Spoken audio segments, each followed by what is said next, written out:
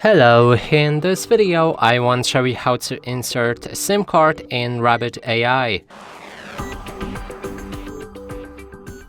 To do this, first you will need to grab your device, then there's the SIM card slot right here, and to open it you will need something very thin. You can also use your fingernails.